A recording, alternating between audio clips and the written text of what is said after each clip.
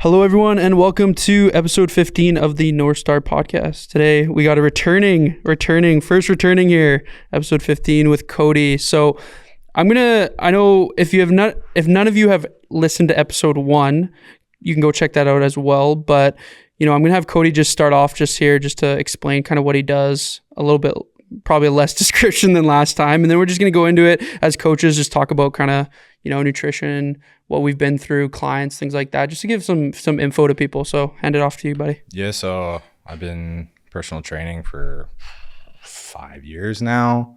I specialize mostly work with fat loss clients lately, but I work with everybody. I've lost 140 pounds myself. That's probably all you really need to know. Yeah, you've been on a pretty big kick there. Last time we chatted, it was a couple of years ago now, and that you were on the first one. What drove you to shift? You seem like you're very, maybe the word, tell me if I'm wrong, but more motivated, more inspired to really make a shift in your physique. What really stuck out in the last couple of years? So I was at a point where I was just so business minded that I let my own health stuff go. Yeah. You get into it with the intentions of, just being the best version of yourself, and then business kind of takes over sometimes and things start coming to you, and it's hard to turn them away when people are throwing money at you, and things are growing quickly. So fitness just kind of took a back door for me. And then I guess I hit a point where I kind of let myself go a little too far, and then it was I didn't realize, right? You don't even realize sometimes. And then it was just kind of I gotta get my shit together, because I'm at a point where I don't feel comfortable being a leader in the fitness industry if I'm not taking care of my own self.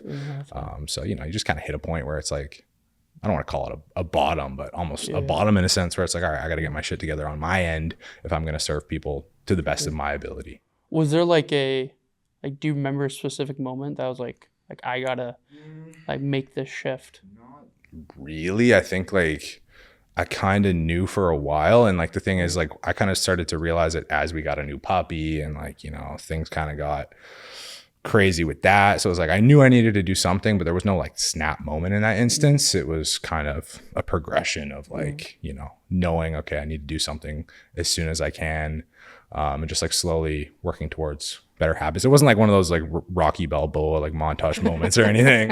Hitting the you've been in the fitness industry for long enough, when things need to get cleaned up, right? Sure. So no real snap moment, I wouldn't say. What's the goal now? What are you trying to do? Just see how far I can go. Yeah. Honestly, leanness wise, what do you I guess. Yeah. You got to bear in mind that at my heaviest, I was 365 pounds. And there were some goals that I set back then that I never fully brought to fruition. And maybe they aren't necessarily things that I care that much about now, but part of me just wants to see to prove to myself that I can, in a sense. I've always wanted to have a 6-pack since I was, a big boy. Yeah. So it's it's not that I think that that's something that everyone needs to accomplish, but it's just I want to prove to him that that's possible. Right. Cool. So, yeah. And you said 140 from now? Right now. Yeah. Okay. So cool. My heaviest was 365 right now. This morning I was 228. So nice. Yeah, right around the 140 mark. Is there, I know you're saying so obviously it's more of a visual thing at this point then for yourself, a look that you're trying to get to kind of then? I mean, yes and no. Okay. Yes, there's an aesthetic goal, but also it's it's a huge mental thing for me. Yeah. Like I said, it's I want to prove to him that it's possible. My old former self, it doesn't even feel like me anymore. I don't know if you kind of have been through that sort of transition where you kind of almost feel like it's a separate version of you that no longer exists. But for me, it's just to prove to that kid that what he wanted is possible for him. And I've seen you've been posting your weights and your weighing and your progression and your fat loss scale of how it's shifting and stuff. I think it's really cool to show that as a coach too, because it really shows that you also can go through the journey and understand it like someone else that you're helping, right? And I think that's really cool to who knows how long this will be, right? Yeah. Right, because it's like you said. Yeah. There's not a specific, but I think it's just cool that I think it's also a challenge for yourself, right? You're challenging yourself in a way that that maybe before was a little bit harder to. 100%. And like, I think too, just to be that person who's been at like such an obese size and then get to the point where like I have a six pack and like inspire a lot of other people and show them like what's possible for them. Cause like when I was younger, those were the things that made me go like, oh shit, like that's what I want. So, and it's not that everyone has to get there, but if that's what gets you off the couch and moving, you know, then awesome. All the power to you. Do you, you know, I think this is something cool that you can share too, because you've probably in the last couple of years even seen some, you know, maybe not right where setbacks, but like you probably had some doubts and things like that, and like anyone else would. The journey's never linear. How did you get out of that? When like what's something that you do that you try to teach other people that you really took into consideration this time going through? Understanding that you're not going to be perfect and not expecting yourself to be perfect and knowing that there are going to be setbacks, and it's not about the setback itself, it's how you respond to that setback that's going to determine where you end up. Right. And just having that mindset going into it, like, you know, if you kind of expect that at some point, you know, something might not go perfectly and you're okay with that, you're probably going to be more successful than expecting 100% or nothing. Right. And I think that's where a lot of people kind of get lost, is like, if I can't do everything all the time, then I'm not going to do anything. Right. But like, you know, and I say this to clients all the time. It's like, what can you do right now? Right. Maybe you can't, you know, get 10,000 steps, but can you get 6,000 instead of 4,000 today? Right. So that kind of mentality, you know, just always looking for the opportunities rather than, you know, looking at, if I can't be perfect, I'm not going to do it at all. Right. What are you doing now? Like you had mentioned like 10,000 steps, like, you know, are you tracking? Are you like, what are you currently doing right now to get to where you want to be? So not recommending this. This is working for you. This is what this you're is doing. my current regimen based off of how far I want to go, how dedicated I want to be to it. And this isn't going to work for everybody, but right now I'm doing 6 days a week of cardio, about 45 to 60 minutes a session, depending. Is it like light, or are you doing like HIIT? Like what's your... Depends on the day. I'm usually aiming to hit about 800 calories. Okay. So just whatever kind of... Yeah. I mean, I'll usually do Stairmaster, something efficient. If I get bored of that, I might go something outside. Like I'm not married to anything specifically. I track my macros. So I've got high days and low days. So leg days are high days. Yeah, leg days are high days. I'm not going to go into specifics. I don't want anyone to like follow this exactly. And then I'm weight training 5 days a week. Okay. Yeah, that's my current. And then around 10,000 steps as a minimum per day. And are your steps included with your cardio, or is that on top of it? Just like total daily. Total daily. Okay, cool. Okay. And how are you finding that right now? Is it hard? No, I'm so just invested in it right now. It's my main focus. And it's kind of funny, like I said in the beginning, when I was so business minded, things kind of fell apart. Now that I'm not as business minded, I'm more focused on myself. It's like business has been like crazy, and I don't even want it right now. It's like slow down. But so when you say like business minded, things have shifted, like what do you mean by that? Like what has shifted for you that's different than a couple years ago than it is now? Back then it was like just constantly trying to drum up business wherever I could. Like take everyone in, give discounts to everybody, try to, you know, always doing giveaways and, you know, promotions and like whatever. And now it's just like, I'm just so focused on myself and I'm just sharing my journey. And now it's almost like even more people coming in than it was back then when I was trying to chase it so hard every day. Right. So yeah, that's probably the biggest shift. And do you find that like this method of what you're doing currently, you feel better with it? Do you feel like more relaxed? Like what are the things that have shifted for you right now? Like in terms of business, you mean? Yeah, business and just you as an individual. Like, you know, it sounded like it was pretty stressful a couple of years ago. Like things were hard. Like, you know, is there anything now that you're finding like a little bit more, you know, I'll throw the word balance out there, but like, do you find that you're able to spend more time maybe with family or friends or things that you were maybe neglecting before in business? That's a good question. I haven't really thought about it like that necessarily. Like I'm a very goal-driven person. I'm also like really introverted. So I'm not a big like spending time with friends and family person just because it drains the shit out of me. obviously I do when I can, I do when they need me. But that's not really ever been my personality, to be honest. So I haven't really thought about that truly. Okay. Yeah. I just know like sometimes, when you add like, let's say you're grinding, you're, like you said, you're taking every kind of, I've been there, bro. Like I understand what you mean. Like, and I just know for me recently, I've kind of made a shift too, where it's like, you just don't take every single person that like asks. You can't at that point, right? It's like, it's exhausting, right? Now you're just going to be digging yourself a bigger and bigger hole. Yeah, I guess to answer your question, then like I do have more balance because I do a lot more online stuff now. Okay. So I can work from anywhere, anytime. Yeah. We can go on a vacation. We can go, to Whistler, and I can work from Whistler. And then in terms of balance, like I'll do all my work in the morning, and I can do whatever I want later in the day. So I'm not taking nearly as many in-person clients as I used to. What do your in-person days look like right now? Not a ton of people, like 4 to 6 people in a day, maybe. Whereas before it would be like 12. Are you doing like Monday to Friday? Or are you cutting it kind of like only a few days a week? In person, I do every day except for Sunday. Okay. But I'm pretty much working a little bit every day. And then like, you never really stop. You never really stop. You know what it's like to own a business. So, yeah. And what, like, are you trying to move away from all, like, get out of in person, or are you still, like, do you still love that part of it? I don't think I'll ever completely stop. I love the freedom that online coaching allows. And, to be able to work from the beach in Mexico is obviously super appealing, but I always will have a lot of love for in-person training no matter where I end up. And I think it'll always be something that I do some of.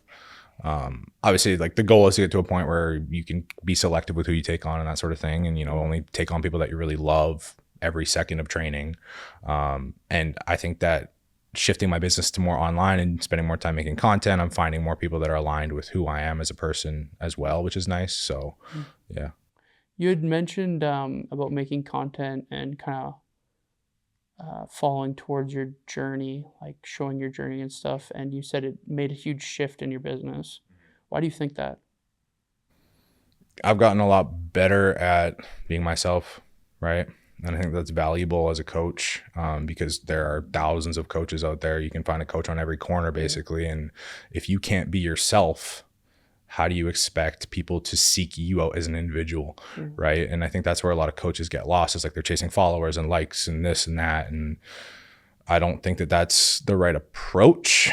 It can work for some people, but I think being yourself, because there's only one you, and there's, who knows how many coaches out there. So that's been the big thing for me, is being more myself, being more authentic online, and just kind of trying to, step away from always being the coach and sometimes just being myself, Did you have any like mentorship with that shift, or did you just like, how did that shift happen? Like, how did you know to do this? I've done some courses and stuff that have kind of pushed me towards that. And even like, I've been in this one mentorship course for like a year, and it's only been the last couple of months where I've fully been able to like embrace just being myself, because it's hard.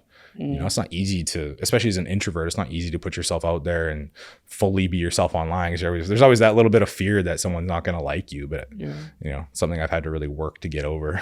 Yeah. So you found like when you shifted and put more of yourself, like you as the person talking or whatever that was, just putting your own personality into things, saying what you really want to say, and not filtering yourself for social media, and that sort of stuff is gonna bring you clients that want to work with you as an individual, not because of your results, not because of this or that, but because they like you, right? And it's more fun too. So it's like, it's a win-win.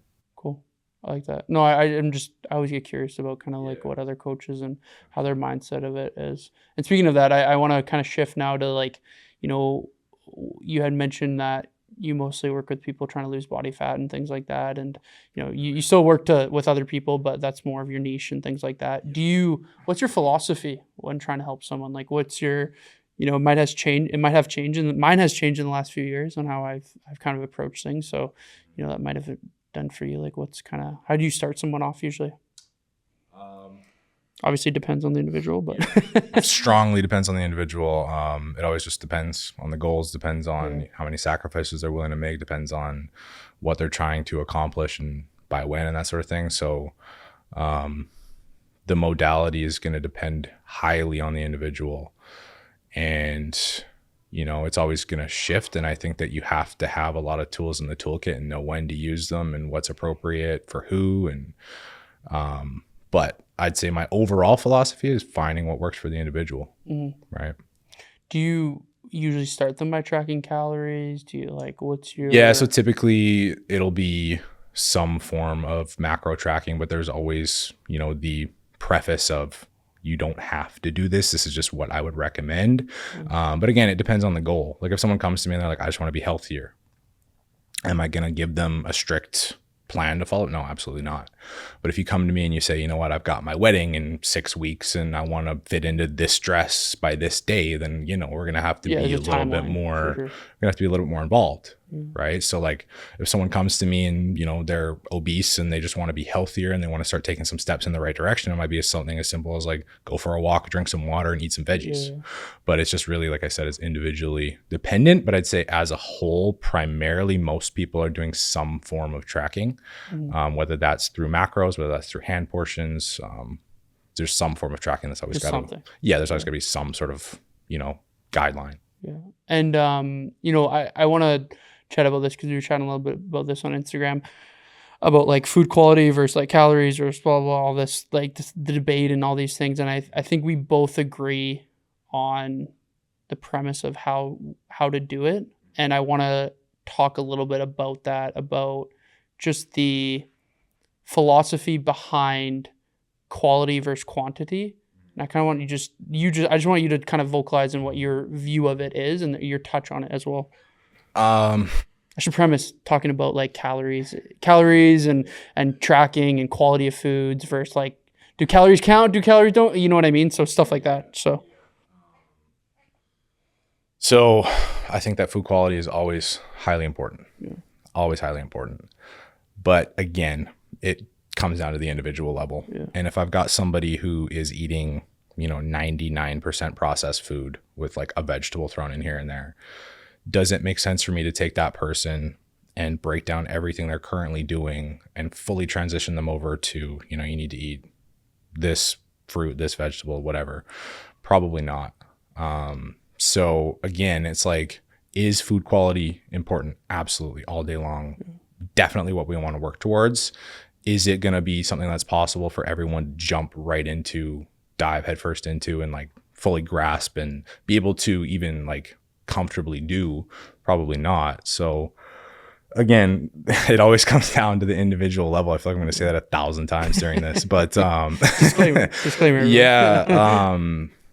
But I think food quality should always be the goal. Yeah. And how we get there is going to depend. It's like, I know you were kind of saying that you think that some people will just throw macros at people and be like, eat whatever you want. Yeah. And again, that's just shitty coaching, right? That's just shitty coaching. Yeah. I don't think that a tool should be handed to somebody without any instructions on how to use it. Like, I'm not going to hand you a bandsaw and be like, have at her, right? Like, there's got to be some coaching that occurs. Yeah. And if there's not, you probably need to find an actual coach, right? Not someone who's just like, here's your macros, figure it out. Well, I think that's the issue too. Is like, everyone and their best friend want to be a coach, but it's kind of like, 100%. Again, there's thousands of them. Like, it's just never ending. So yeah, if someone is just throwing macros at you and telling you to figure it out, you probably don't. Or they just throw a meal plan and like, hey, good luck. Like, it doesn't teach you anything down the road. It needs to be hands-on guidance throughout the process, no matter what modality you're using, whether it's macros, whether it's, hand portions, doesn't matter what it is. If there's not someone there walking you through it, holding your hand, you're not going to accomplish a whole lot of anything, and you're probably not going to understand what you're doing or why. Yeah. So yeah, I think coaching is the most important part of any of it. And it doesn't really necessarily matter what tool it is. It's not going to work unless you understand the how and the why. Yeah. Right. Well, I think there's like I think the last few years really messed up the fitness and industry in the way of like, there was a lot of BS that was being sold, and I think a lot more people trust less the people that are trying to help, because I even find that you got to really warm someone up. Like, it takes like 6 to 9 months to warm someone up to even them to have a conversation with you at this point. For sure. Right? And I think that shift was because of a lot of the things that were happening. There's just so much bullshit out there. It's never ending. Like you could spend days trying to sift through it and you just get more confused. So yeah, like, and that kind of, to circle back to the nutrition thing, like you said, like you kind of have to get people bought into what they're doing. Yeah. And I think that's also where like sometimes getting someone on a little bit more of a regimented plan and then breaking it down from there and almost working backwards can be a really good strategy too. Because like if you've always bought into the bullshit and the quick stuff and the speedy stuff, and then you come to me and I'm like, just eat a fist of vegetables, and you know, you don't see any progress in the first few weeks, you're probably going to go find one of these bullshit artists. Yeah. But if I can take you and I can get you some results quickly, and then I can slowly work backwards and break it down, you're probably going to be more bought into the process. You're probably going to stick around longer and hear more of what I have to say. So we're always fighting the bullshit, right? We're always going to be fighting an upstream battle as people who actually care. So yeah. I think, well, this is kind of my little bit of philosophy on how I try to help people. And, you know, you can let me know if there's something that you add in or what you see view, but I tend to like to add better things for them. You know, I tend to see, and it's a rare occurrence where somebody won't, but it's very rare I see someone come or they're eating enough protein, they're having enough vegetables, they're having enough fruit. Like, it's very rare. I've seen it maybe once or twice and I'm like, oh wow, like it's probably because you're not eating actually enough food. Like that's probably your issue if you're trying to gain muscle, whatever the case may be. But I find personally, if I add something quote unquote better into their diet, they tend to take that other stuff out. Oh, for sure. Yeah, right? it's automatic. Like if you're putting like, and you're taking in plenty of calories for the most part, but you're not taking in plenty of, you know, nutrients or fruits and vegetables, and the food as a whole is going to feel like a lot of food. Like a lot of people all the time come to me and be like, I can't even finish this. Like, are you sure this is going to work? And then it's like, holy shit, I lost 3 pounds. And yeah, like obviously if you put in a lot of quote unquote good stuff, the quote unquote bad stuff is going to slowly make its way out because there's not as much room for it anymore. So yeah, totally agree there. It's a cool thing to see though as a coach. You've probably seen it too, where you're just like when, you know, my favorite thing is when somebody texts me that, when like, Jeremy, I can't eat it. Like I'm so full. Like, and I'm like, and they're like, but then I see progress. I'm like, yeah, like that's what it's supposed to be. Like that's how you're supposed to feel. Again, it obviously levels out. Your hunger levels start to level out a little bit later on in the process, but like it definitely does show that you probably weren't having enough nutrients as is. And a lot of times it's just that shift. Do you find though, like this is something I find personally, and sometimes I start to see people like their psychological, like their energy and things get better first before they start to see physical stuff all the time. Have you ever noticed that before? That's a good question. I would say a lot of times they don't really recognize it because it's not what they're looking for. So yeah, they're looking to loot. Like so it's hard to say. Like if you're working in person with somebody, you might notice it, but they might not because they're not like they're just watching the scale. They don't care about that sort of stuff. And I feel like sometimes it takes a while for them to be like, oh yeah, I do have more energy. Like I am getting through my day better, and you know I do feel better in the gym. And it's like a lot of times you kind of have to bring it up and be like, dude, you hit like a huge PR. Like you know your training's getting better, and they're like, oh yeah, it is. It is, because they're not looking for that a lot of time, right? And again, that's why we got to get buy-in. We got to get people on board. So well, and I think, you know, I don't know. Obviously, I can't speak for your experience with your clients, but my favorite thing is too, though, is like, you know, somebody comes to me, they want to lose X amount of weight, right? We start, you know, working on losing body fat, blah, blah, blah, right? And then along the way, they're like, but Jeremy, I feel so much better. Yeah. And you're like, yes, like this is good. Like this is awesome, right? And then I sometimes even see a shift, and you might too, but they're like, you know what? I feel so good now that I don't like need to lose that 5 pounds of fat. Like I'm okay now at this position. I think that's really cool personally, because I'm like, you've now built a lifestyle that you actually feel comfortable at, right? And I think sometimes when we have that vision of like, I want to lose X amount of weight, we don't know what we're actually going to look at that X amount of weight, right? So I think that's a hard shift sometimes. For sure. But I don't know how would you navigate that situation personally? If someone decided they didn't want to lose weight anymore? Yeah, like what's your take on it? Like what would you, you know, I think what I'm trying to get at here is like, like let's say somebody starts and like, I want to lose 50 pounds. Okay. Right. And they start losing weight around 30 pounds. So like, you know what? Like I'm actually happy with this body fat range. I thought I would look way, they add some muscle on, they lose body fat. Do you feel as a coach, you would try to encourage them to keep going down that road of losing body fat? No. Or would you try to shift in your coaching at like different phases? That's just bad coaching. If I'm being completely honest, like I'm not here to, like, I think people will run into that. And I think it's just people that are trying to get a transformation to post on their Instagram. Yeah. But a lot of times those transformations don't hold anyways. And I think that's just morally wrong.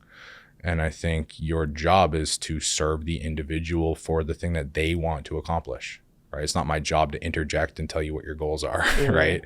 I might ask why. I might dig into it a little bit and like make why sure. Do you want to shift?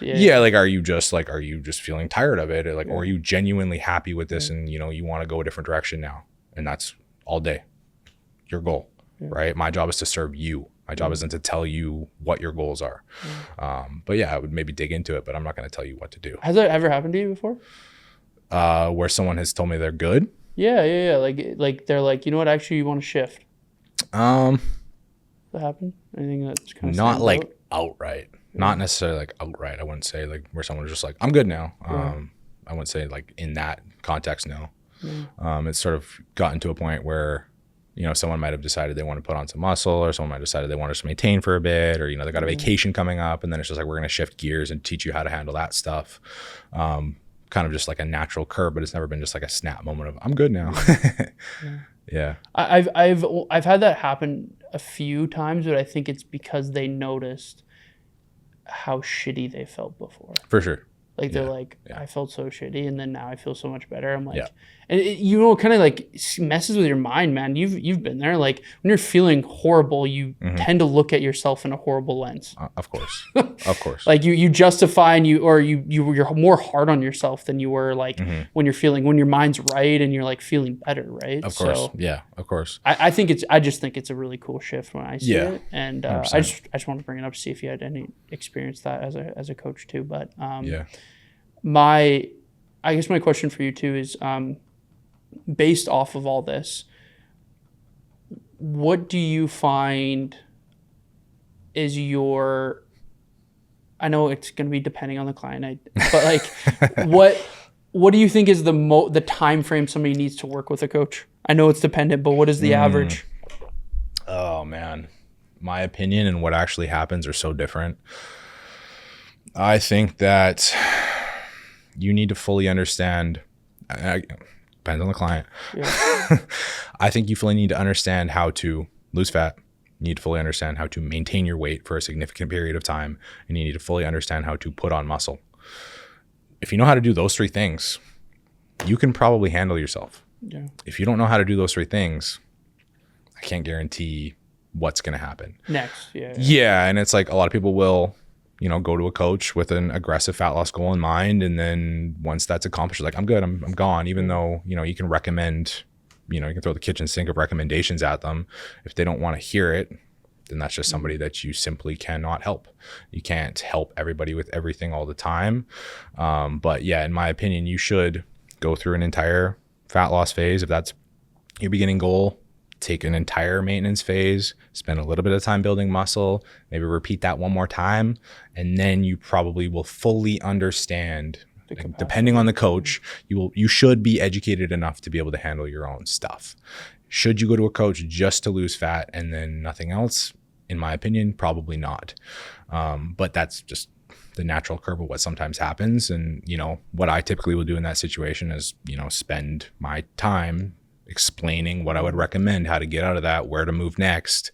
Like, I'm going to send you like a 30-minute long video explaining it, and it's up to you if you want to take that advice or not. Yeah. Well, I think as a coach too, our job is to like not work with the person forever.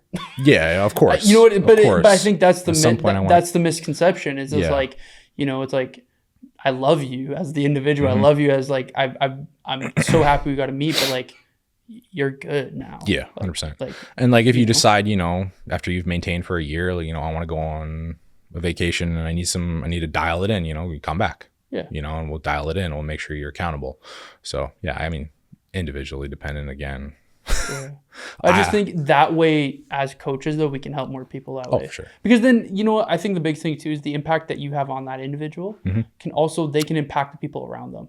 Yeah. Right. Because it's like if they recommend them to you, or they're like, their shift of their mindset has changed. They either help their spouse, or they help their kids or whatever. Like that trickling effect now helps you not just help thousands of people, but hundreds of thousands of people. Yeah. Right. Totally. 100%. Like you'll see it sometimes too when like someone gets into something and then their spouse kind of jumps on it too. And next thing you know, it's like, what happened to Jay over there? He's looking pretty ripped. Like he should be paying me a little bit, but there's some secondhand information going on. But that's always the goal, is just to help as many people as possible. Whatever. Like I truly don't actually care if someone was like, here's what we do. It's like whatever. If you're seeing results, I'm happy for you. Yeah. Well, I think that's just the whole like kind of like comes full circle on why you started. Yeah. Right. Like I think I definitely feel you on the whole business. Like when you get so business oriented, you almost forget like why you started. Oh, for sure. Like, why did I become a coach in the first place? It's not, 100%. Okay, sure, you can build an empire and whatever you want to do, but like you started because you wanted to help people. Yeah. Right? Most of the time, there's some other people out there that just want to start because they want to make money. Of course. And like, there's a lot of those, unfortunately. Yeah, and it's sad because it's like that they're not actually their first goal isn't there to help you. It's just to take money from you. I saw X person make $50,000 a month, and it's like, and that's unfortunately what we're fighting against. Yeah. and I think the big thing here is, and I think that's why it's taking longer for like a retention or for a lead or for however it is, because it's like if you're sold a BS plan over and over and over again, why should I trust the next person? Yep. And, one of the biggest frustrations as a coach who actually cares is, people look at your program and people look at, X person's program that's cheaper and they go that route. And then it's like, sure, you lost the weight, but you're not healthy in any other way. And you don't understand why or how that happened. Yeah. And as coach, we feel for you. Yeah. I feel for people that are trying to get help and they see $100, $200 off and it's like, well, ask yourself why it's that cheap, or ask yourself like why it's not really in a range of what other coaches are charging. There's a reason usually for it. And I don't know what it is about the fitness industry and why people don't grasp that, but people grasp it in every other industry. It's like, if I need my car fixed, am I going to go to the cheapest mechanic I can find who's got like no good rapport with anybody? Probably not, because I want my car to run. And I don't want it to blow up in 5,000 kilometers. They won't treat their body like that. No, not at all. There's, that guy's cheaper. That's all the only thought that goes into it. Yeah. That guy's cheaper. He got that person those results. It's like, okay, well, go talk to that person. How are they doing now? Yeah, I was gonna say, how are they doing now? Like, what do they look like now? How are they feeling? Transformation. Yeah. What do they actually look like? Yeah. How much do they actually know about what they're doing? Yeah. Right. Well, it's actually a big thing. That's what I was hearing about transformation pictures. Like, I think, you know what, you can post transformation pictures, but I always say, like, if you're gonna post one, like, I personally like to add like a little bit of a disclaimer at the end, like, hey, you know what, like, these results vary individual basis, right. This is what we were able to achieve, but like at the end of the day too, it's like, we built the habits to like keep the sustainable thing, right? And again, it just like, it comes down to the industry, and we always have to play some of those games. We're always going to have to do some of that stuff, or we're just never going to have clients. And it's sad. I wish it wasn't that way. But like when I post a transformation photo, do I love doing that? No. Like, is that how I want to build my business? No. But if I can get 3 opportunities to change someone's life, that's what I got to do. Well, and it just shows like, I think, and that's what I think is a lot of people go into it wanting physical change, but then they realize how much better they feel. And they're like, wow. Mm-hmm. And I think that's where it clicks. It's like, I've been feeling like this for 10 years. Right. And now I feel like this. Like, they never want to go back feeling like that. Yeah. 100%. Right? 100%. And it's just, I think it's a cool, and we both experienced it. Yeah.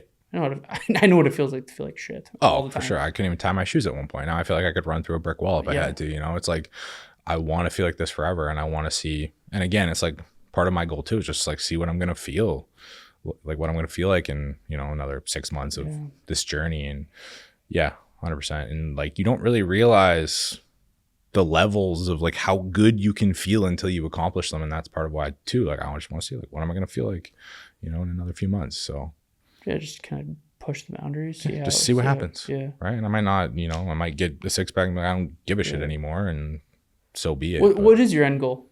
Like what's your, like, after, you get to a point, say you're happy, like just maintain, like just like, or do you find that you're going to be always someone that's like trying to hit something? I'm such a goal oriented person that I will always have some degree of a goal. Yeah. And that goal is going to shift, and I don't know where it'll end up, but I'm always going to have some sort of a goal, I think.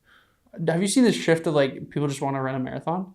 Yeah, everybody's a hybrid athlete now. Yeah, it's like, I don't know where this shift happened, but it's like everyone just wants to run a marathon. Like I've seen that recently. I don't know why. I don't know what's shifted there. I think it's just like, I think it's boredom too a little bit. I think it's like David Goggins and all that type of shit too. But yeah, I don't get it. Do I think it's a good idea for most people? Also, no. Like you don't need to go from the couch to running a marathon in 6 weeks. It's probably not a very good plan for most people. Yeah, body wise, like your joints and stuff like especially if you're someone that doesn't even know how to move properly. Like especially walk. I don't even run often because I don't know how to run properly. Yeah. And it hurts. Yeah. It's like, I don't know, people you have all these problems with the way that they move, and then they try to go run a marathon. It's like, ugh. Makes you cringe a little bit, but honestly, as long as people are moving, I guess at the end of the day. Well, yeah, the intention is the intentions are good. It's more positive than not. Is it the best option for most people? Probably not. Is it potentially going to make some people burn out and have setbacks in the long run? Potentially. Long term, yeah. Yeah, long term, it's probably not. It's probably not a good plan. But yeah.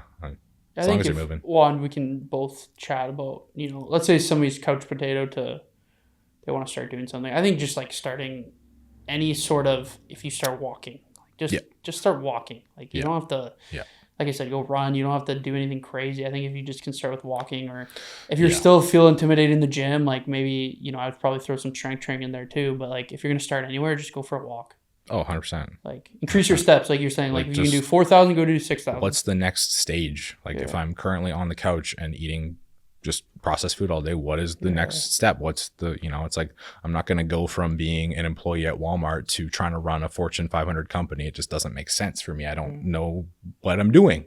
So I think that, people need to be more comfortable with just taking those steps and, building it up over time. But I guess that's not as exciting. It's not sexy. Yeah. Right? It's just like, if we, and that's, I think, but that's where I think the true authentic self is really going to stand out, because, I can sit there and be like, oh, I can get you lose 100 pounds in 6 months or whatever it is. And it's like, well, sure, maybe we can do that. Okay. Yeah. But do I think long-term that's going to probably benefit you if we just drop your calories as low as we can, do a copious amount of cardio, and like probably long term that won't help you because we didn't teach you anything. You're not learning anything, right? Yeah, and that's just like that's where, and it's sad, man. Like it's just like So well, and that's like I said, that's why I like to do the whole work backwards thing, the bait and switch on people sometimes, and like. Can you give me an example of that, by the way? Well, if someone like, you said like see some results, like how would you work backwards, if you can give me an example? So for example, if you have someone who they just have this goal set in their mind so strongly of like, I want to lose this weight, I don't care how we do it, I don't care what the process looks like, be as strict on me as you want, that sort of person, they're always going to be out there. You take that person, you give them what they want for the first 4 weeks, they lose their 4, 6, 8 pounds, whatever it is, and then we slowly kind of slow things down, start to explain why, start to explain what we're actually doing and why we're doing it and why we need to take it a little bit slower and build the habits. You kind of just give them what they want in the beginning, slow it down, and then teach them the why and the how. And most often, because you've already given them what they want and they understand that you know how to do it and you want what's best for them. Once you slow it down and you explain things to them, they're going to be more bought into you as a coach because they've seen, okay, you can give me what I want. And now you're telling me, the how and the why behind these things. I trust you more now because you did the thing I wanted you to do. Right. I'm trying to think of another analogy for it, but do you get pushback a lot on doing that approach? Like, do you find that, somebody's cruising down, they lose 8 pounds, like, right? Let's say and then all of a sudden you're like, let's take a step back. Do you ever get kind of like a pushback at that point? No, because it's usually pretty gradual. Okay, And there's always, we are doing this because of this. Okay. Right. It's not just, I don't just do it and then, Yeah, you get mad at me. There's always an explanation. And again, it's like, it all comes down to coaching. And that's what a lot of people aren't used to, because you don't get that from a lot of coaches. What's your, how do you communicate with your clients? Text, voice note, videos, Loom, whatever works best for the person. Phone calls. Daily? Like, how does your coach? Again, depends. Some people I message every single day. Some people I message like once a week. Some people are just like cruising along and they don't need a whole ton of guidance. But it also comes down to the client. And usually, I don't know if you find this, but the clients that think they're annoying are the ones that do the best, because they're getting the most time with you. They're understanding things the best. They're getting the most opportunity for education.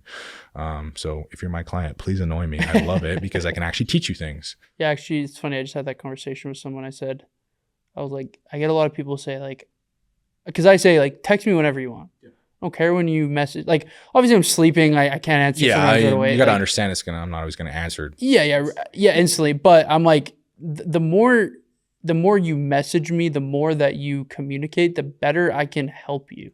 Because like, if I don't get any communication, it's really hard for me to like work a situation. So I was like, bug me more. If you think you're annoying me, you're not. Like I'll if something's like, if you're asking me the same question, and you're like, I'll probably hop on a call and be like, hey, like, we've asked the same question 4 times. Like, how can I explain it in a different way so you understand it, right? Like things like that. It doesn't happen often, but that's how I would usually, do that. And as a coach, I'd rather you just tell me straight, like, 100%. So every time someone works with me, I tell them right off the bat, the more you can communicate, the better. Yeah. Like any little struggle that you have, no matter how minuscule it might feel to you, give me the opportunity to at least evaluate it and decide if we need to talk about it or not, right? Like, don't hide things from me, because then I can't help you. Yeah. Right. So I think communication is key. And if you're going to work with a coach, expect to communicate a lot. And if your coach doesn't want to communicate a lot, then again, you don't have a coach. You have probably an influencer. Yeah. Well, and that's the thing is like, I always try to also vocalize too, where it's like, if you ate a whole cheesecake to yourself, like, tell me. Yeah. There's a reason why you did it. 100%.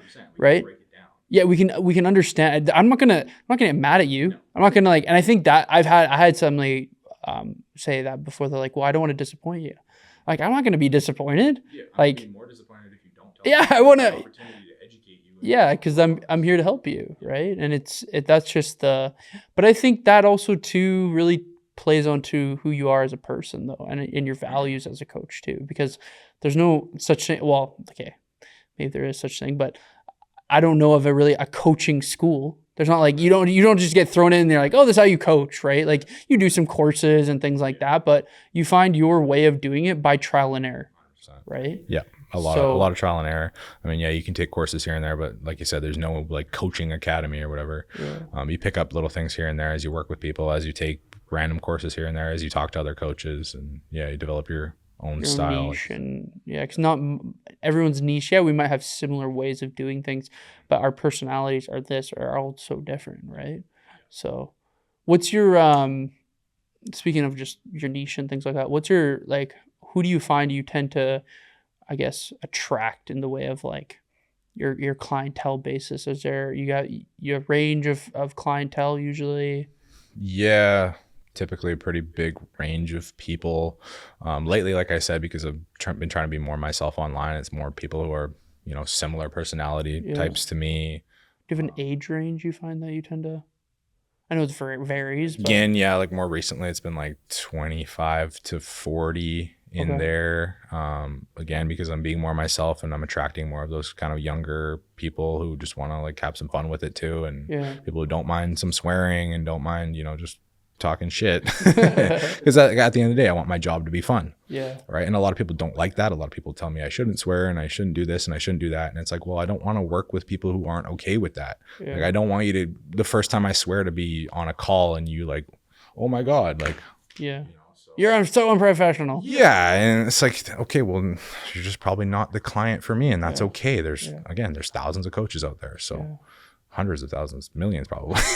Well, and that's the thing. Well, and that's the thing too. Like, speaking on that, is like the fitness industry is a multi-billionaire, billionaire industry, like money, like wise, and the amount of obesity and things just keeps rising. Like, there's obviously something that is not happening that's correctly, right? And I think just the more coaches that,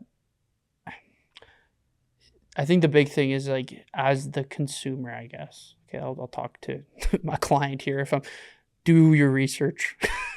Don't just, like, because you see a price, like, actually talk to the person. If the person's not willing to even go on the phone with you and have a 10-minute call, there's something probably wrong. They're probably doing that because they don't want to, like, actually help. And I'm not saying that's in every case, but most probably cases, if they're not willing to just have a chat with you for free, okay, and just chat it out, like, there's probably an issue there. Yeah, and like I don't even necessarily always just do that for the client. I do it for me too, because I want to make sure that I can actually serve you, that I'm going to want to work with you, that you're in a position where you're ready, right? And if someone's not taking the time to do their due diligence and understand you as a person and what you need and where you are, then they probably are just trying to get as many clients as they possibly can and make as much money as they possibly can.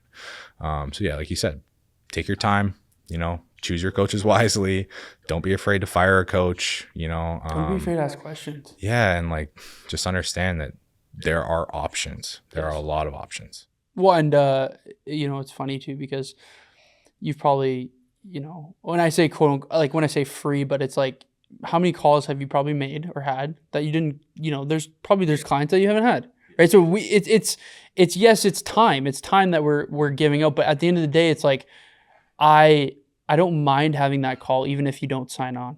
And, I think that's the big thing is, if I sold every single person, like, cool, but it's like, it doesn't mean that all of them are going to be a good fit for me either, right? Again, I don't want to work with people that I don't want to work with at the end of the day.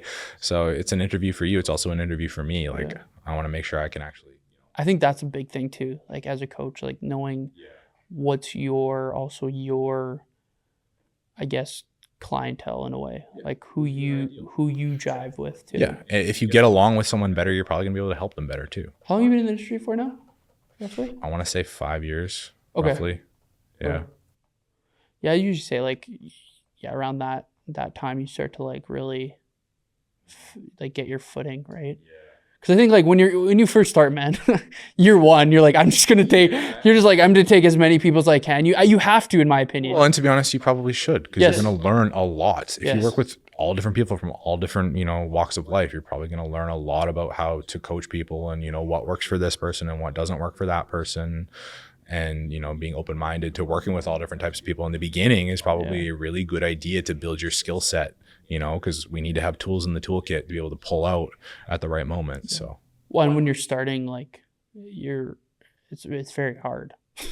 Year one is not easy as a coach. Dude, I didn't know anything about anything in my first year, even though, like, I did a lot of research and, like, I read a lot of stuff and I watched a lot of YouTube videos. I read a lot of forums. You don't really truly grasp it until you are hands-on with somebody and you go, okay, well, that worked with that person and that didn't work with that person. Maybe I need to dig a little deeper into this. Right. Well, and I think the in-person thing too, I want to kind of talk about. I think if you have the opportunity to work with someone in person first, like, let's say all means I think the online thing is awesome when it comes to, like, flexibility and, like, you can, like you said, do it anywhere. But I find the biggest benefit I've been able to provide is in person. Because I'm, like, there with the individual.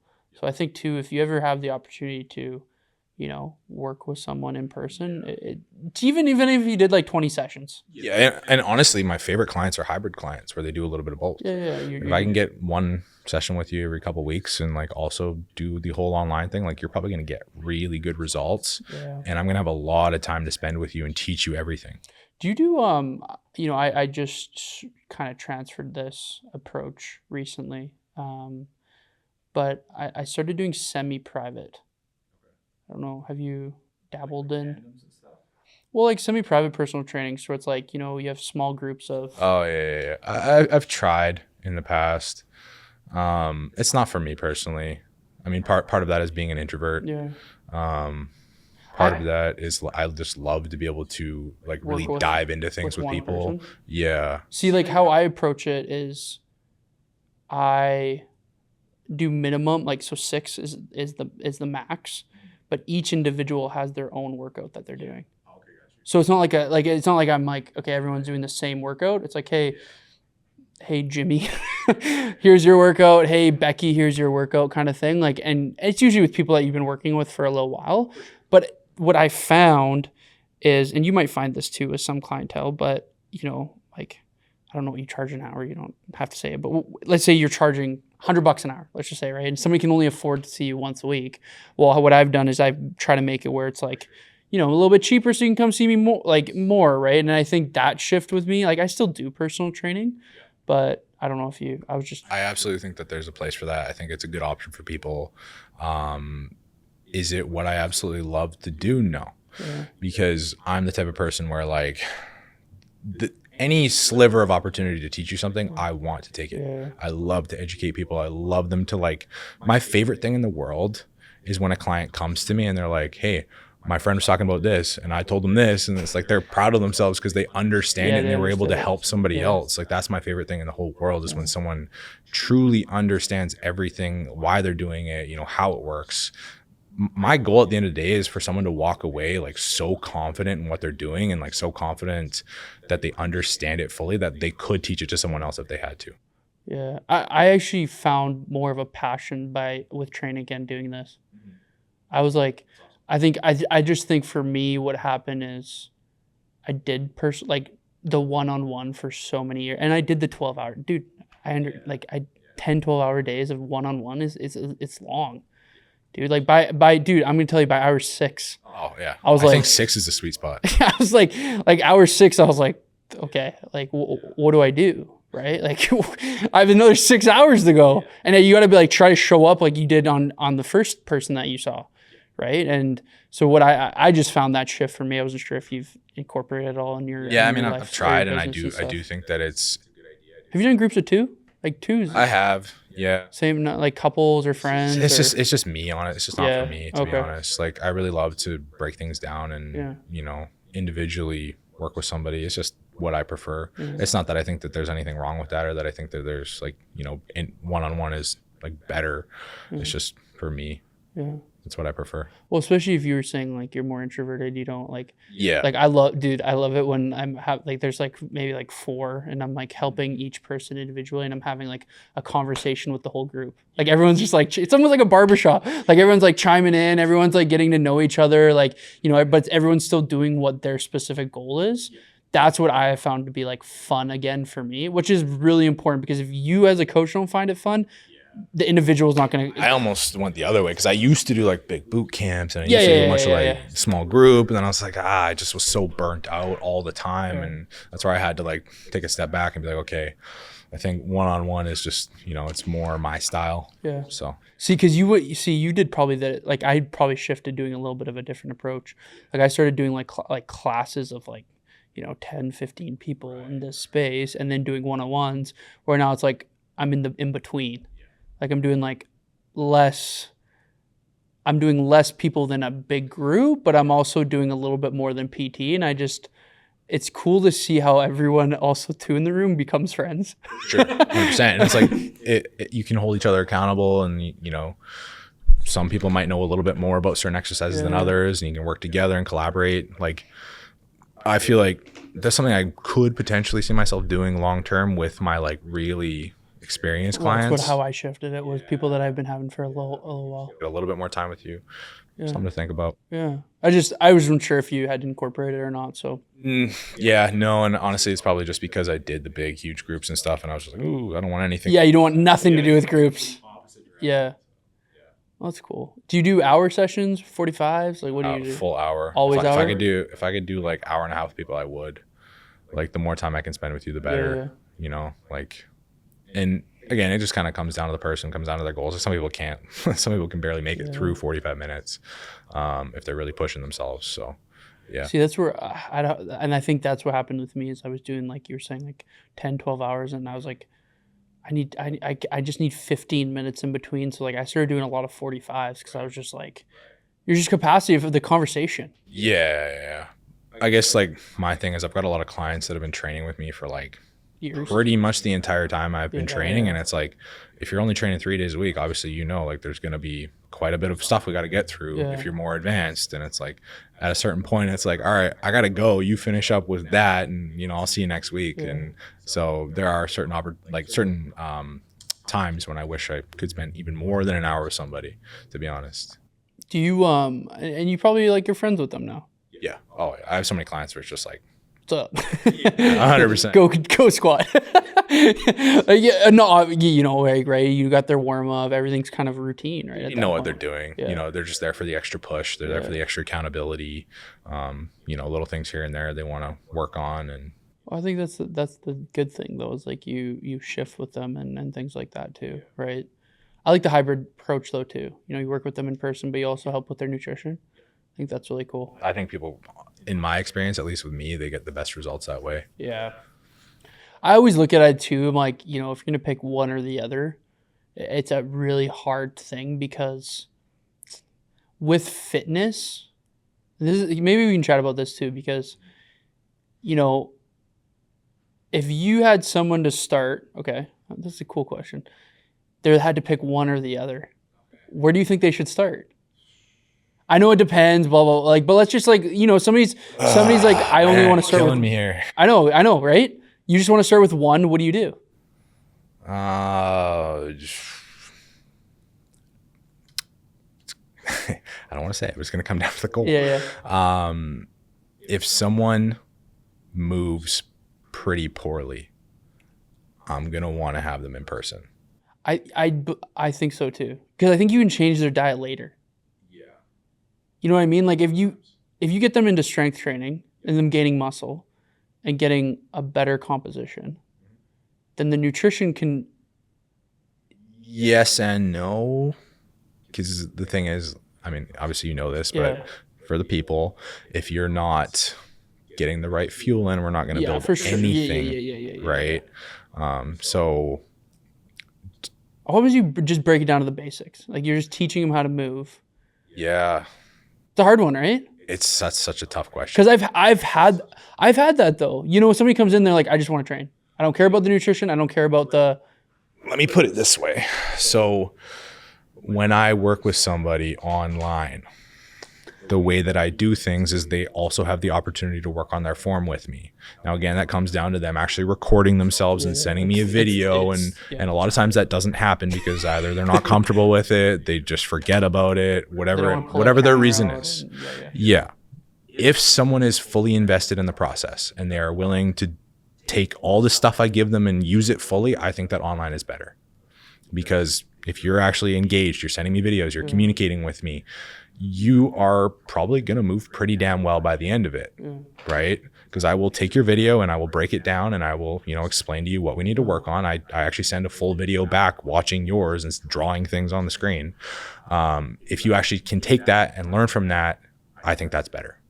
Some people, even if they were to do that, they watch the video, they don't know what the hell you're saying. So that's where you need someone who you can give like tactile cueing and actually push them into the position and, show them where they need their shoulders.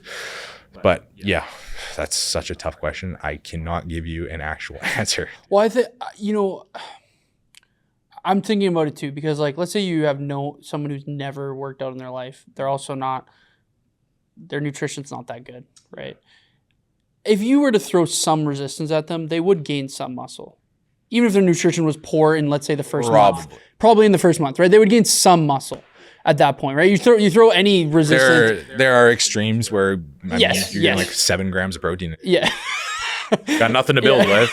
But we can assume for most people, yes, to some extent. So I wonder if because I've had it where, I've talked to them like, hey, let's talk about nutrition. And they're like, I just want to work out. And that's a hard thing as a coach because it's like, deep down, if you do both, you're going to get way better results. Not even a question, night and day. And I've had clients who've come to me forever and I was been like, hey, you want to talk about nutrition today? No.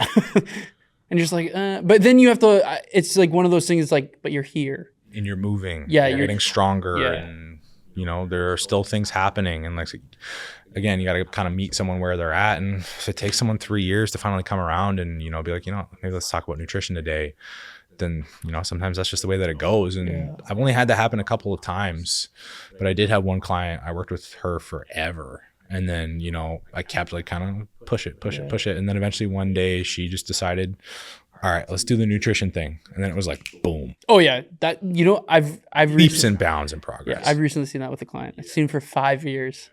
And, you know, I talked to him. He's like, we were talking about like, he was coming to see me 2-3 times a week, last like 5 years kind of thing. Like, hey, like nutrition.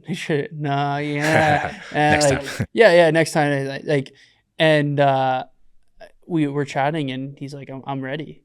I'm like, dude, like awesome. Okay. Like let's like work on. So it's, you know, he asked me some questions, blah, blah. He's like, dude, I'm like, you know, I'm losing weight now. I'm like, well, crazy. Yeah. I'm like, well, 100, but like he's like, I just wish, you know, I would have started this earlier. But I'm like, dude, imagine if you didn't work out or you weren't moving at all. Like, where were you to be? If you just ate what you were doing before, doing like not thinking about the exercise, I'm like, you have to give yourself at least that credit. Like you were still training, you still showed up, you still did it. Even if perfect world, we weren't doing the nutrition right yet and you weren't ready, but it's like you still showed up, man. You still did it. Like give yourself that credit. 100%. Right? And I have this conversation quite a bit with people too, where it's like, you know, they'll be trying to lose fat. They'll be in a fat loss phase with me. And, you know, they maintain for a few weeks and they're so upset about that. And I'm like, okay, well, let's talk about what's the alternative. What were you doing before? You were in this perpetual state of just gaining weight up, down, and going backwards. And now it's like, look at this habit that's improved. Look at this habit that's improved. Moving sideways is still progress because the alternative was you continuing to gain weight and continuing to get worse, right? So be proud of the fact that you maintained because that's something that you weren't previously able to do. That's still a huge win. That's still progress at the end of the day. No matter how you slice it. And it's like, yeah, we kind of have to walk people backwards from being so focused on a certain goal sometimes. And, you know, Well, like you said, it's like if you lose 10 pounds and you maintain it, that is progress. That's progress. If you're maintaining a new... What happened last time you lost 10 pounds? You gained 20. Yeah. Right?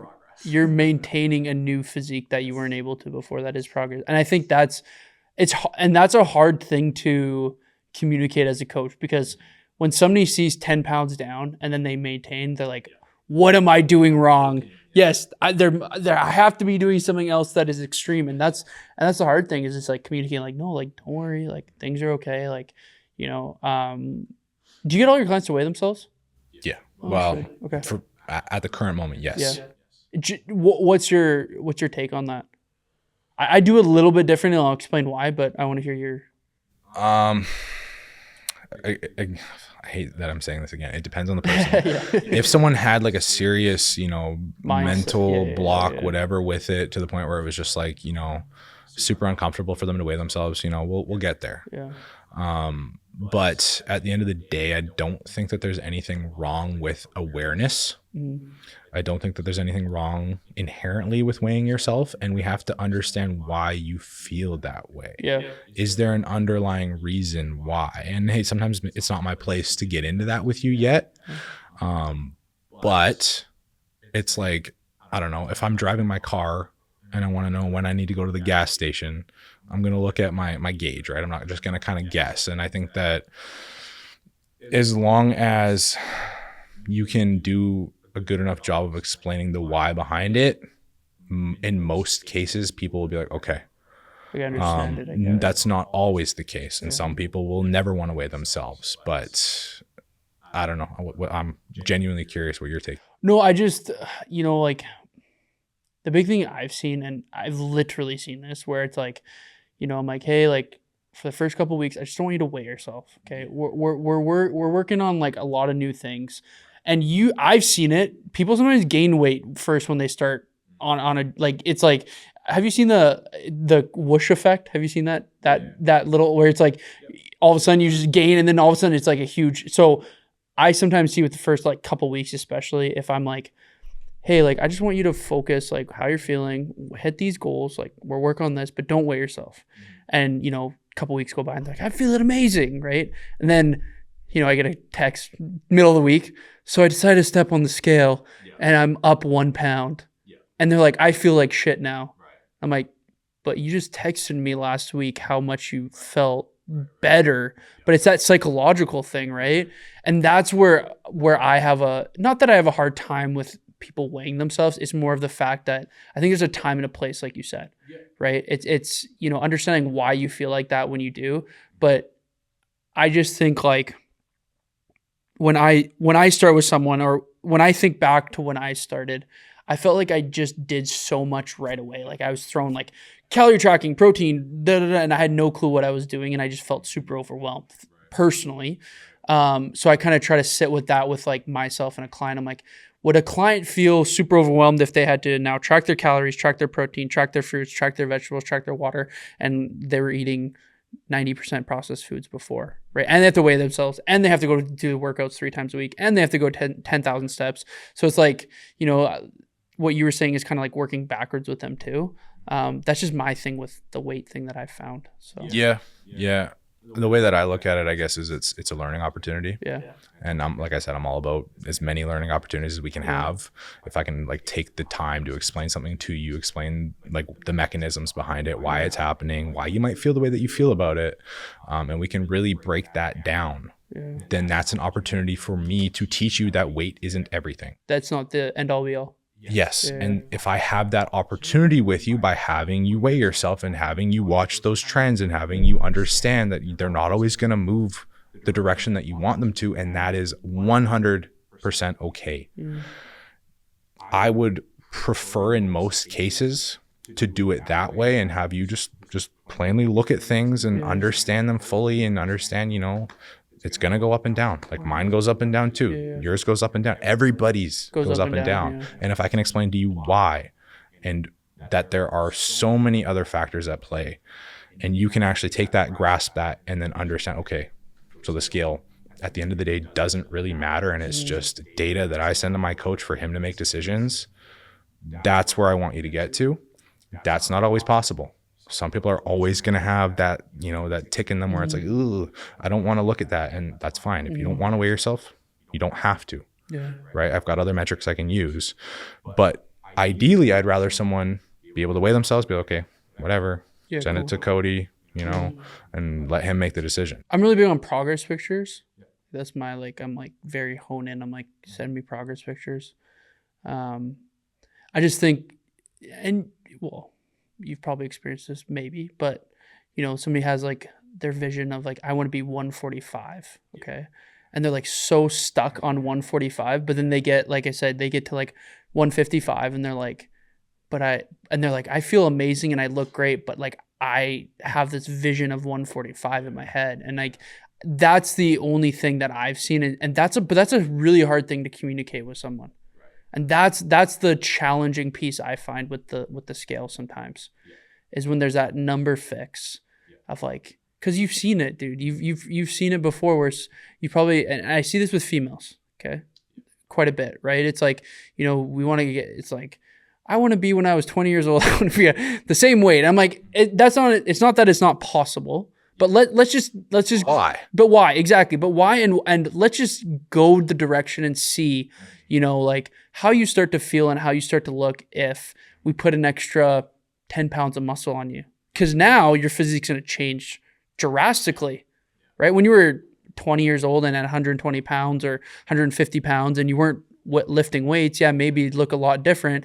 But maybe now you're 165 pounds. You have an extra 20 pounds of muscle on you, you're going to look completely different. I'm fortunate that I have my girlfriend Carly, because she is my favorite card to pull, because people are oh, I want to look like her. I've seen your girlfriend too. And I'm like, oh yeah, you want to look like her? Okay, well then we got to put on 10 pounds of muscle, because you know what she did? She gained weight. Yeah, she was the opposite. Yeah. She put on muscle. I've seen posts. She got heavier, and you want to look like her. Okay, well, that's what that takes. Yeah, that's right. We're not going to lose weight then. Yeah. Right? So that's my favorite card to pull. It's well, you thought you wanted this, but I don't think you actually do here. Yeah. The facts are right there. Well, and you probably start especially if you have someone who has taken some time off from the gym, or is a complete beginner, or when you get their weights and their nutrition dialed, then they have a recomp effect a bit too when they first start out, right? You start to lose a bit of body fat, gain a little bit of muscle. The scale doesn't move usually. Sometimes it moves quick, but not always. And that's a hard thing to explain too, right? Like to communicate, because that is possible, especially when you're beginning. Oh, right? Very, very, very. Or if you're on juice. If it's someone who like has never really had a regimented plan before, and they've maybe just done like group fitness, or they've done whatever, and then you take them and you teach them how to actually train with intensity, and you teach them how to like really push and repeat exercises and all the stuff that's like, why am I doing that? It's so boring. Those people can have like massive recomps. Huge, man. Massive recomps. It's like, you've never eaten more than like 10 grams of protein in a day. You've never actually trained with intensity before. Like, things are happening. I know the scale's not moving, but look at this. Look, these two photos are very different. So, well, I worked with someone, they literally stayed the same weight the whole time. They looked like a different person. Like, completely different person. Like just muscle and body fat loss, and they were like within 5 pounds maybe. That's another thing that can get really frustrating too as a coach, when like some people will see it. Other people will not. I think this is why progress pictures are awesome. But even still, like you can have someone and you can show them, look at these two photos. I don't really see a difference. Yeah. Right? Because sometimes, body dysmorphia can come into play, whatever. They've got preconceived things that they want to accomplish in their head, and yeah, it can be tough to navigate. Okay, how about this? We'll give you a situation. You have someone that visually looks different, like in their pictures, and their weight hasn't moved. How do you communicate that to them? That's a hard one, right? I mean, all you can really do is put the facts in front of their face. Yeah, like at that point, right? They can grasp them. Because that would be a hard situation. I don't think I've ever had that before. Usually I've had it where like, their weight stayed the same, but they can see visually, but I've never had it where it's been both. I have had it where someone has made drastic physical changes and not being able to see the difference. Like in a picture. And you're just like... It's the hardest thing in the world, because it's like, look. And was their weight the same? Do you remember? I mean, it was a difference of like a few pounds, where they lose a little bit of weight in the beginning and then it just kind of flattened. Yeah, which is normal. Yeah. I'm trying to remember the exact client. I know the situation. I can remember the feeling of just like feeling gutted, because like that person ended up quitting, even though they had made such huge leaps and bounds in progress. They just couldn't see it. Yeah. They just couldn't see it. Were they like do you remember if they were very weight oriented? Like they wanted... Oh, yeah. 100%. It's bothering me now because I can't remember the exact person who it was. I remember the situation like crystal clear, but I can't remember the person's name. It'll come to me, but yeah, that was one of the most frustrating situations. Well, and I think that's where that whole weight thing comes down, right? It's like you're so, and I do believe, man, like if you go into it sometimes with having weight being the only factor of it could, again, this is an extreme example, right? Like most of the times, like we said, this is a very rare case, but you could probably save a lot of stress by not have, because example for you right now, you don't have, from what you said, you didn't tell me you had to go weight, like, but you're going for like a per se. So let's say you're 210 and you look like, you're like, damn, like this is sick, but like, it could be also 200, it could be 195. That's like, because I understand the number is so arbitrary. Yeah, I don't know what it's gonna look like, because like, I had goals in my mind before and I hit them, and I'm like, okay, well, what's next? Muscle now. And there's just so many other factors that come into play.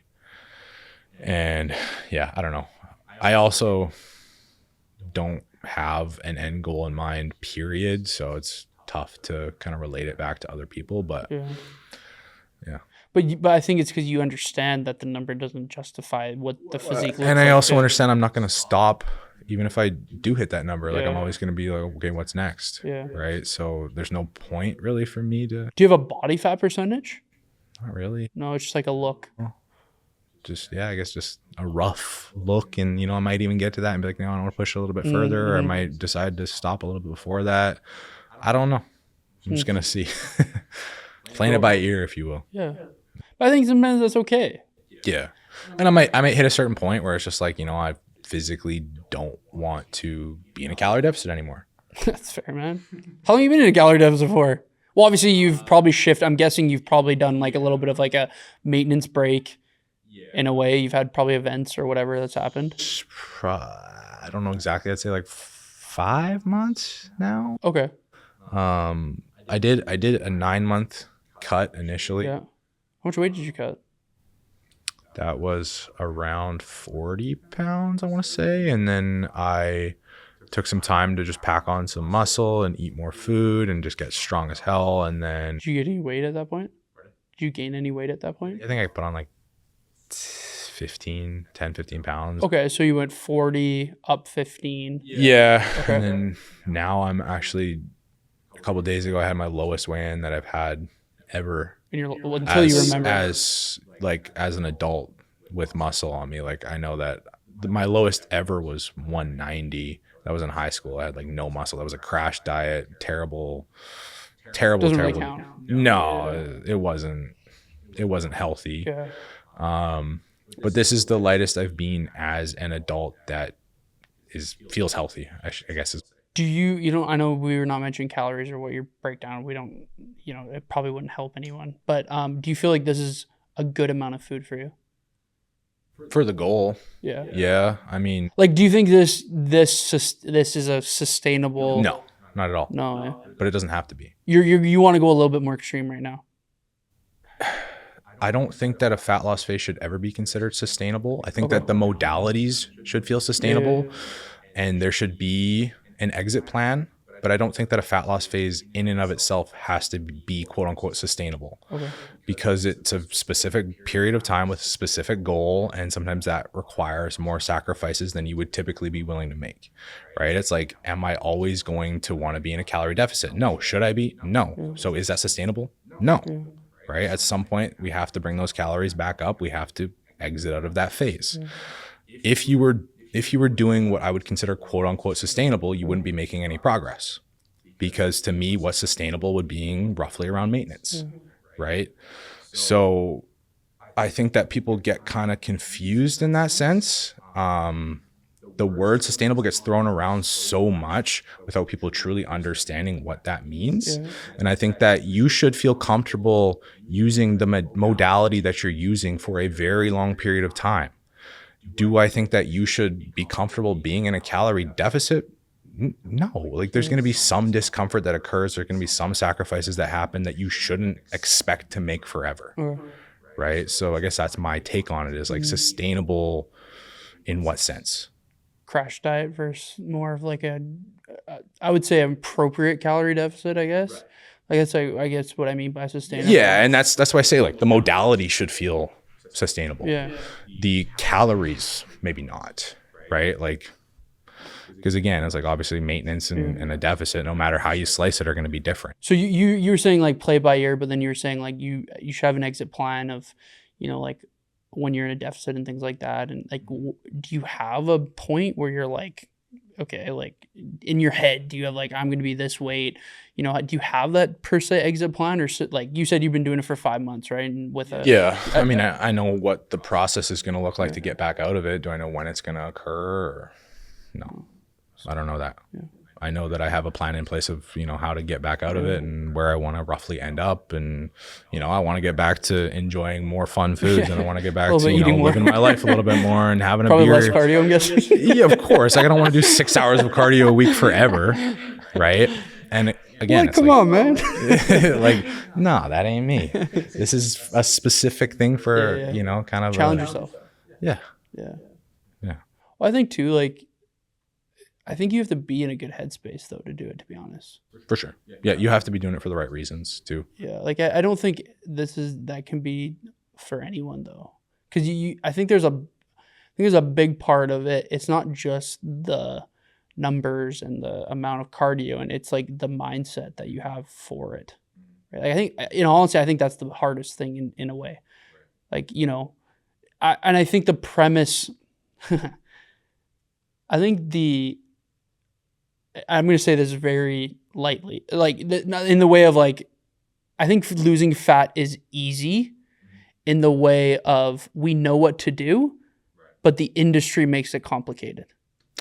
Valid. On paper and on research, I wouldn't say it's easy. I would say it's simple. Yes. Okay. That's a better word. Thank you. Yeah. Yeah. But I think that's the hard thing about when we chat about it as coaches and we have experiences, because we've been doing it. We've been our own guinea pigs basically this whole time. I mean, you work with so many people, you know how it works, right? And the thing is, the industry wants people to be confused, because if you're confused, I can sell you shit. Yeah. I can sell you a pill. I can sell you a powder. I can sell you a diet plan, a book.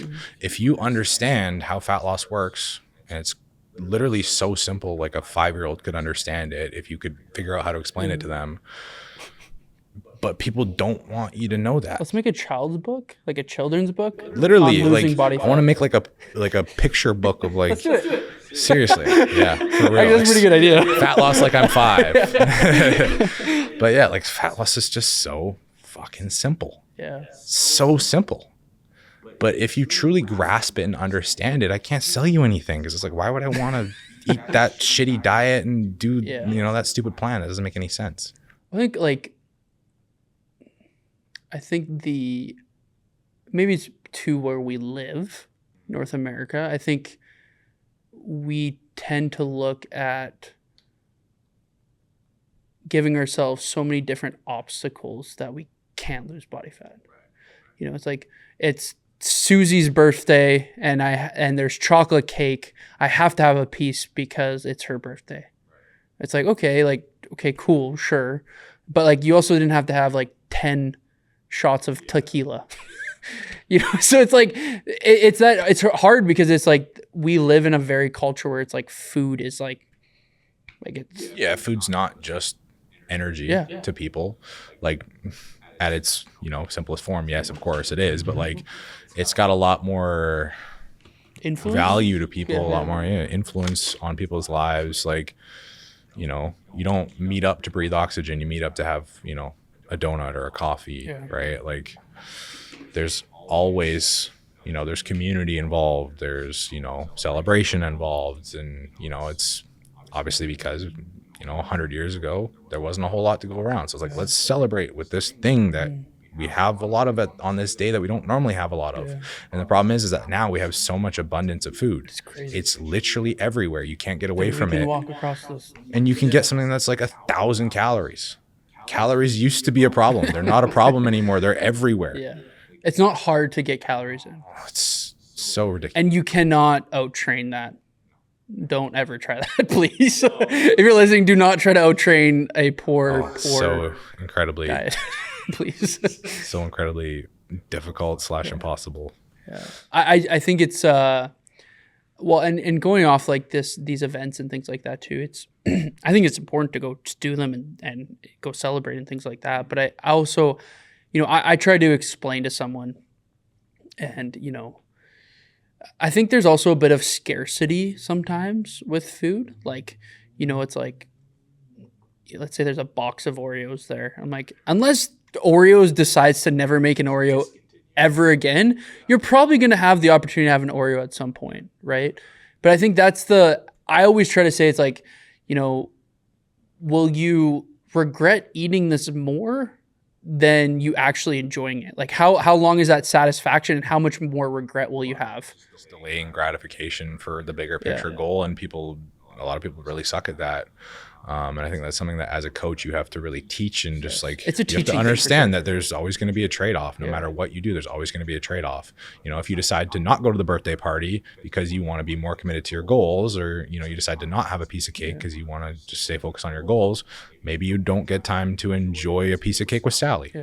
And if you're okay with that, that's your choice. That's awesome. If you want to spend the time, enjoying a piece of cake with Sally, then you got to understand that there's going to be a sacrifice on the other end. And if you're okay with that, amazing, right? But we just need to understand there's always a trade-off, no matter what you do. Well, I think it also kind of goes back to, is that extra 10 pounds of fat loss worth you not being able to do that as much more, right? Like, and you got to ask yourself, if you're like, you come to me and you're like, you know what? No, I I don't want to do those things. I want to be 10 pounds like lighter. I want to look more shredded, whatever. Like, okay, let's help you. But like, if you're okay with these, like you said, trade-off, right? Yeah, there's always a trade-off. You got to decide which one you're okay with in that instance. And just understanding that is the most important aspect of the whole thing. Because like you said, people will have that piece of cake and then they'll have 10 tequila shots. And it's because they don't understand that one piece of cake isn't that big of a deal, right? Because to them, it's like, well, I've wrecked my diet anyways. So let's just like, I might as well just throw ham. the whole kitchen sink at it. But the thing is, it's like, that piece of cake is maybe 300 calories and now you turn it into 3,000. Yeah. Right. Which didn't have to happen. Like that cake probably, overall, even on a weekly basis, probably wouldn't have affected. Probably still would have lost fat that week. Yes.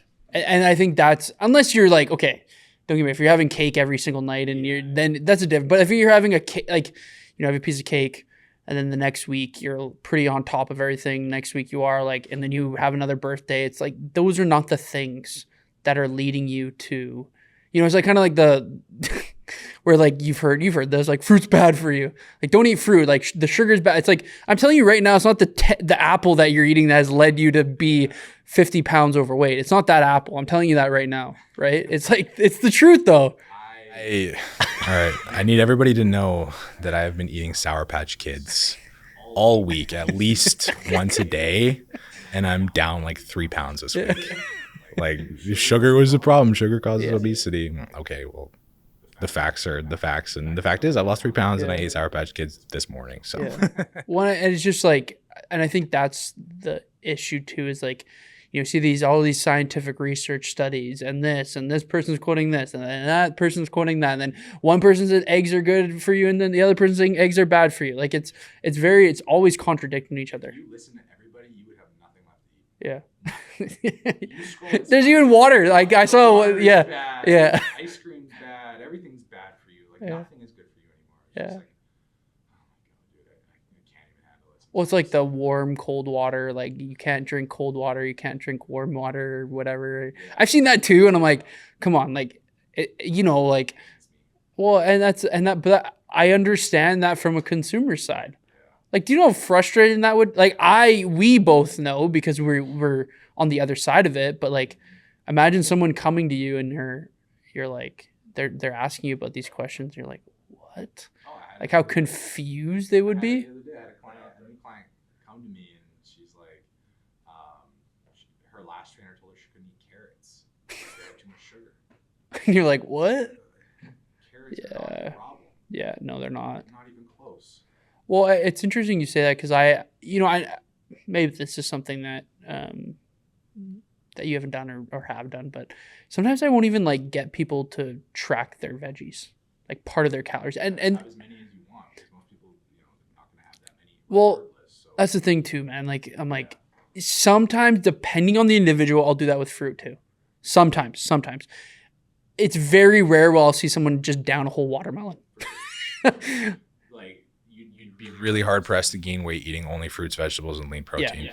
Really hard pressed to gain weight that way. I mean, is it possible? Sure. I mean, You know what I think that Weight Watchers does really well is that they let those foods be free.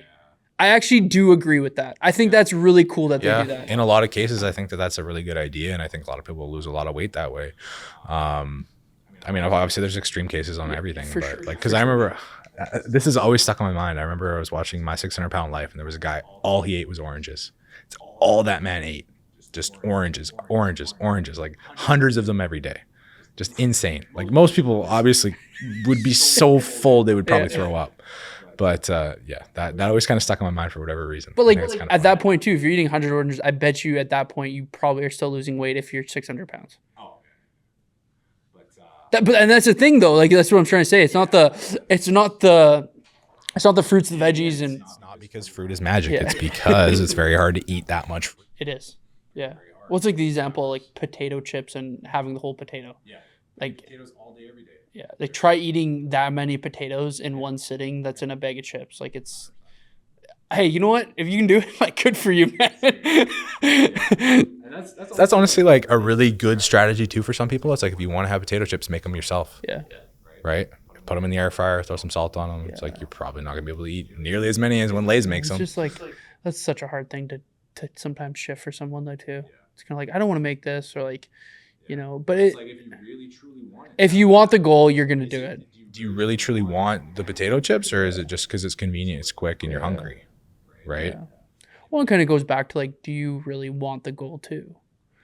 Like, you know, it's easy for me to scroll on Instagram and see someone who's shredded to the bones, but like, okay, first, I don't know their background, I don't know their genetics, whatever. They could be taking copious amount of steroids, whatever it is, right?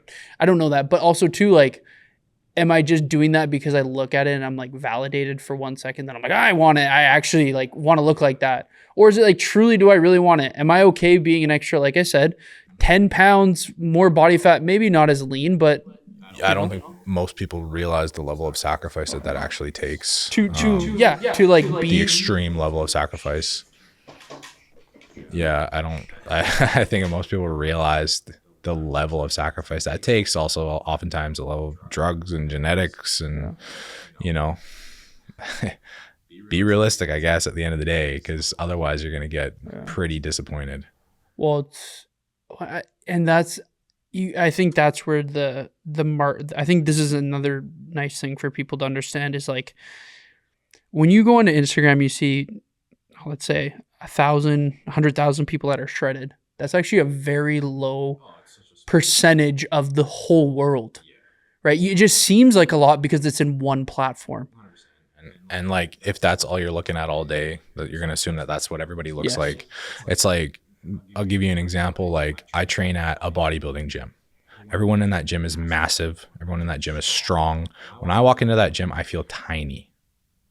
I walk into the rec center and it's like, oh, okay, I'm not as tiny as I thought I was. But because that's the environment that I put myself in, because that's what I surround myself with, I start to associate myself a certain way. And it's the same thing on Instagram. If all you're ever looking at is shredded, big butt, you know, like, you're going to assume that that's what everybody looks like and there's something wrong with you. It goes, you know, I said males, but it goes females too. Yeah. Like, so you, again, like, be careful what you consume. Be careful, you know, kind of what you surround yourself with, and don't get too caught up in that stuff. Well, no, because it's, you know, I think that's also something too that is maybe a little bit of a tip that I would give someone is follow people that don't make you feel shittier. You know, like follow people on internet or on Instagram or wherever, like, that are going to inspire you to be a better version of yourself, not make you feel worse than. And you got to understand like what that is for you. Cause I mean, just cause your friend follows somebody doesn't mean it's the right person for you. Yeah. There is an unfollow button for a reason. Yeah. And if you want to keep following them and just hide their stories, that's also, you can do that too. They have made that feature, but it's something that, you know, but these are things that I felt that I learned later on too, though, as a coach. Like, I think I definitely was that kid that definitely like saw that and got totally consumed by it. You probably have too at some point in your journey. Yeah, right? Of course. I think we all do at some point. But yeah, I think you kind of got to understand where you're at. Again, like I said, understand what sacrifices you're willing to make, understand what you truly want, what's realistic for the lifestyle you want to live. Because like like I said, the sacrifice that you have to make to be that shredded are like so ridiculous. You're basically, your whole life is fitness, and most people that's not realistic or even possible. So well, man, I love this conversation. It was a good conversation. I think we've said quite a bit for today. I know we could keep going, but I think that was a good place to end, just because I really liked how we just turned everything around, and, you know, like, we're able to say our point of views and things like that, because I think it really just shows that at the end of the day, we might have different ways that we do certain things at times, but I believe that we are truly both here for the same reason, and that's to help as many people as we can. So I appreciate it, brother. Thanks, man. Appreciate it. I'm just going to have you give yourself a little plug. I know you've already given yourself a plug on this podcast, but, you know, give yourself a plug. Primarily on Instagram, coachcody.isc. That's really where I post most of my stuff. That's where you can find me most of the time. Website? Do you have a I don't really use it. okay, I'm not okay. even gonna plug it. I'm not gonna bother. But Email? How about yeah. email? If they want man. coaching for email. Honestly, just DM me on DM? Instagram. Okay, cool. DM me on Okay, Instagram. cool. That's my spot. That's where I'm at. Well, I just want to thank so much, man, for coming for part 2 on episode 15 of the North Star podcast. And yeah, I just appreciate it, man. And thank you so much. Thanks to everyone for listening. Peace. Peace.